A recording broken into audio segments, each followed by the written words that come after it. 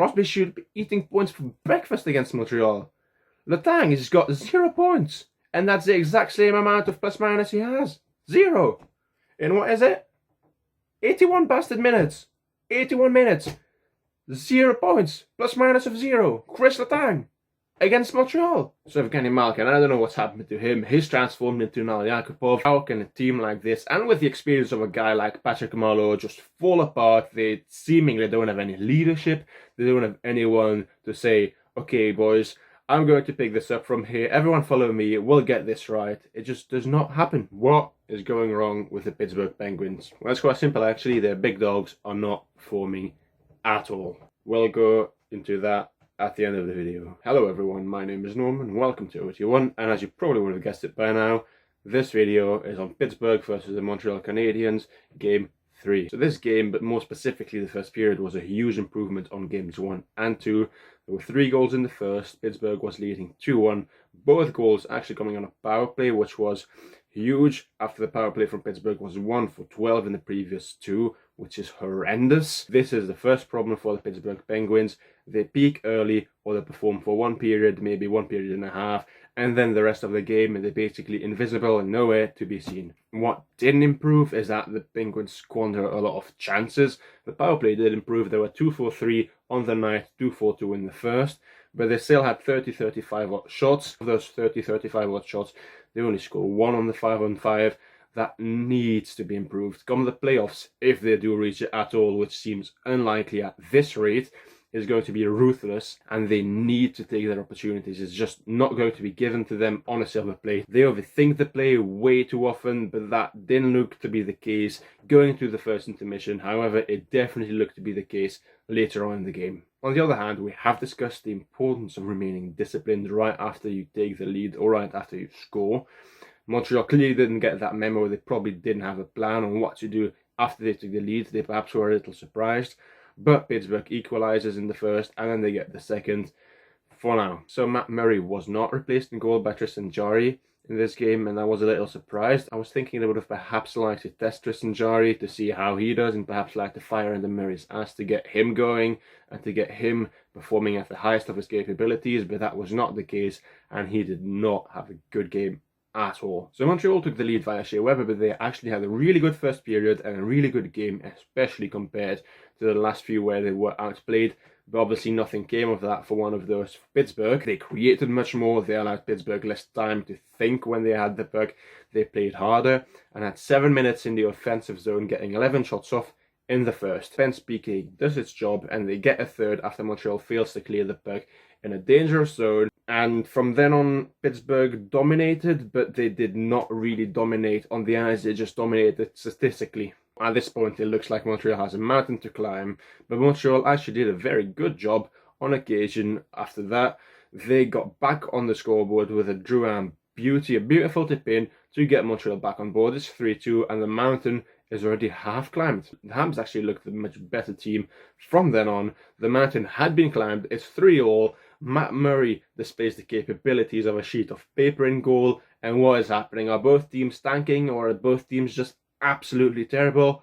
Or is it a mix of both? 6 minutes into the third, Jeff Petrie gets the puck yet again. He's on a sharp angle. He shoots the puck. It goes in. Boy, oh boy, is Matt Murray not having a good night. It's 4-3 for the Canadiens, and it looks like the Canadiens are going to run away with this game and potentially the series going into Game 4. With an extra man late in the third on a power play, the Pens fail to score. Montreal takes this game, and they proved me completely wrong. I first thought they wouldn't win any game. I thought it would have been a clean sweep for Pittsburgh. When they won the first game, I thought, oh, this is just a fluke. It's not going to happen again. Pittsburgh will just win this 3-1. But at this point, it would not surprise me at all if the fourth goes to Montreal and Pittsburgh is eliminated.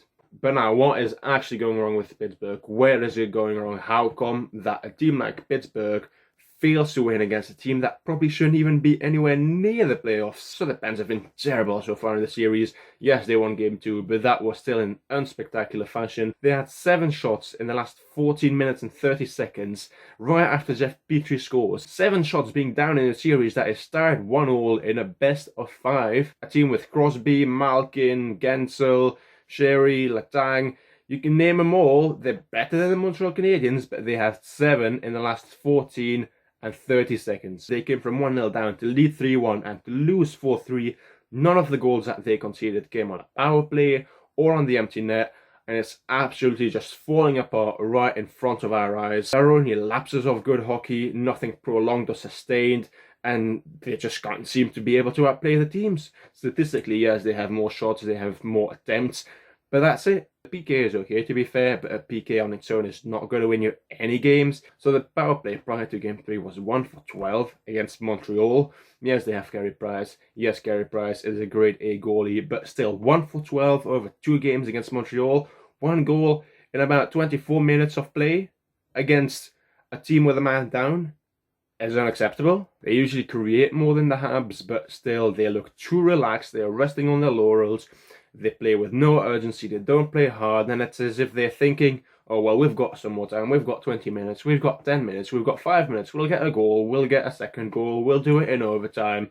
And they forget that that team that they're facing has come to win and not to come pick seashells by the sea on the beach. It's absolutely baffling. The Stanley Cup winning core is still there with Malkin. It's still there with Letang, with Murray, with Crosby. And you wonder, how can a team like this, and with the experience of a guy like Patrick Marleau, just fall apart? They seemingly don't have any leadership. They don't have anyone to say, okay, boys, I'm going to pick this up from here. Everyone follow me. We'll get this right. It just does not happen. So Evgeny Malkin, I don't know what's happened to him. He's transformed into Nail Yakupov. 1 assist over 3 games. That's it in 63 minutes and 47 seconds of ice. Murray shows some Vesa Toscala inspired moments. Letang has more ups and downs in this series than a day at Six Flags. And Crosby, although he's not been bad, he's still been bad.